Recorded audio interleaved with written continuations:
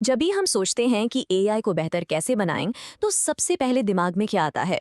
यही ना कि उसे और बड़ा बना दो और पावरफुल बना दो। पर क्या हो अगर असली सीक्रेट एआई के साइज में नहीं, बल्कि उसको दिए जाने वाले डेटा में छुपा हो? एनवीडिया की एक नई रिसर्च ने इसी आइडिया को चैलेंज किया है और जो रिजल्ट्स आए हैं वो काफी सरप्राइजिंग हैं।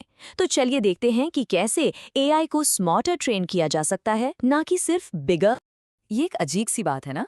एक तरफ हमारे पास ऐसे एआई हैं जो शेक्सपियर जैसी कविता लिख सकते हैं, वैन गॉग जैसी पेंटिंग बना सकते हैं, लेकिन आप उन्हें एक सिंपल कमांड लाइन टर्मिनल दे दो, जो हर डेवलपर का सबसे बेसिक टूल होता है, और वो अचानक गड़बड़ करने लगते हैं। तो सवाल ये है कि इतने ब्रिलियंट एआई इतने बेसिक काम में इतने क्लमजी क्यों है? और देखिए, ये कोई छोटी मोटी कमी नहीं है। इससे कहते हैं द टर्मिनल बॉटलनेक।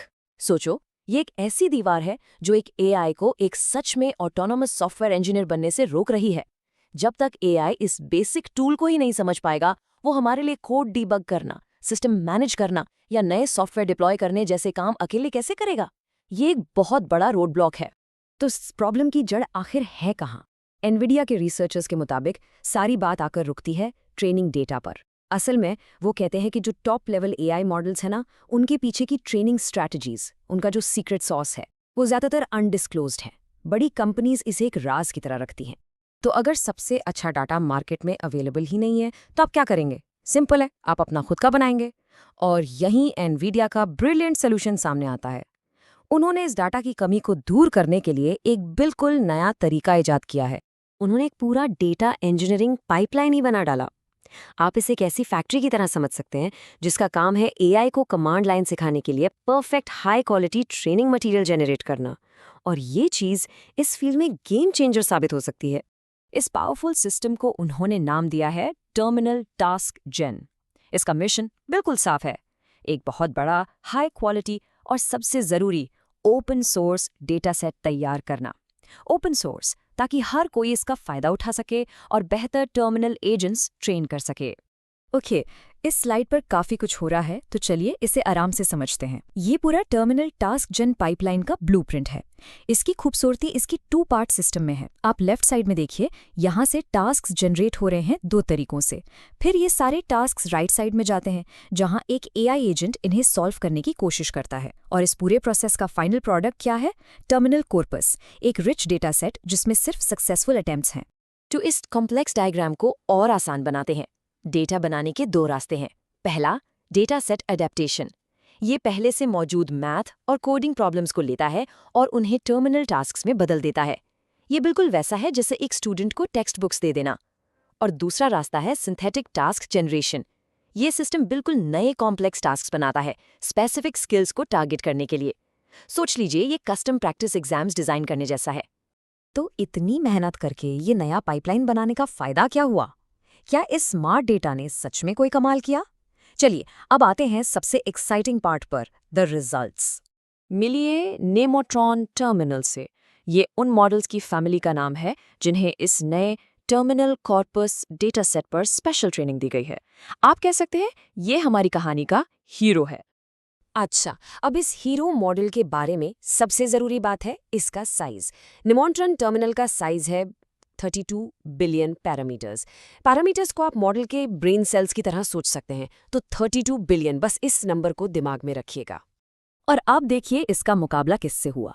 इसकी तुलना जिन बड़े state of the art model से की गई, उनमें से एक का साइज़ था 480 बिलियन पैरामीटर्स, यानी पहले वाले से 15 गुना बड़ा।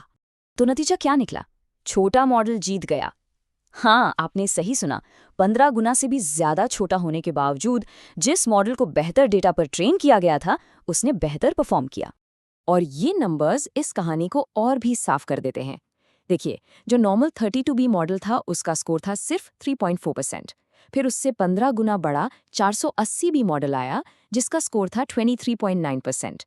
लेकिन एनवीडिया का स्मार्ट 32B मॉडल वो 27.4% के स्कोर के साथ सबसे आगे निकल गया। ये ग्राफ इस पूरी बात को एक झटके में दिखा देता है। नीमोट्रॉन टर्मिनल का बार, जो कि छोटा 32B मॉडल है, वो बड़े 480B मॉडल के बार से भी ऊंचा है। ये साइज कम, परफॉर्मेंस ज़्यादा का परफेक्ट विजुअल प्रूफ है। और ये इम्प्रूवमेंट्स कोई मामूली नहीं थे। कुछ बहुत ज़रूरी एरियाज जैसे डेटा क्वेरिंग और मॉडल ट्रेनिंग में, जहां बेस मॉडल का स्कोर 0 था, बिल्कुल फेल, वहीं नीमोट्रोन टर्मिनल ने सीधे 60% और 50% का स्कोर हासिल किया। ये सच में एक ज़बरदस्त जंप है। तो ठीक है, एक छोटा मॉडल एक बड़े मॉडल को हरा देता है। ये एक कूल रिजल्ट है, पर इसका असली मतलब क्या है? आइए देखते हैं कि एआई के फ्यूचर के लिए इसके क्या मायने हैं। रिसर्च पेपर की ये लाइन पूरी कहानी का सार है। हाई क्वालिटी और डाइवर्स डेटा मॉडल के सिर्फ बड़े साइज से कहीं कहीं ज़्यादा ज़रूरी है। यानी आसान शब्दों में, अकल बड़ी या भैंस? इस केस में साफ है कि अकल जीत गई। तो इस पूरी रिसर्च से हमें 3 बड़ी बातें पता चलती हैं। पहला, एआई का फ्यूचर स्मार्टर नॉट बिगर होने वाला है। सही data engineering brute force scaling से बेहतर हो सकती है। दूसरा, ये रिसर्च को डेमोक्रेटाइज करता है। जब डेटा और मॉडल्स ओपन सोर्स होते हैं तो पूरी एआई कम्युनिटी आगे बढ़ती है। और तीसरा, ये एक नया फोकस सेट करता है। अब रेस सिर्फ सबसे बड़े मॉडल्स बनाने की नहीं होगी, बल्कि सबसे बेहतरीन डेटा बनाने की भी होगी। और इसके साथ हम आपके लिए एक सवाल छोड़ जाते हैं। अगर स्मार्ट डेटा बड़े से बड़े मॉडल्स को हरा सकता है, तो एआई की वो कौन सी नामुमकिन चीजें हैं जो शायद अब ज्यादा पावर से नहीं, बल्कि ज्यादा इंटेलिजेंस और बेहतर डेटा से सॉल्व की जा सकती हैं? जरा सोचिए।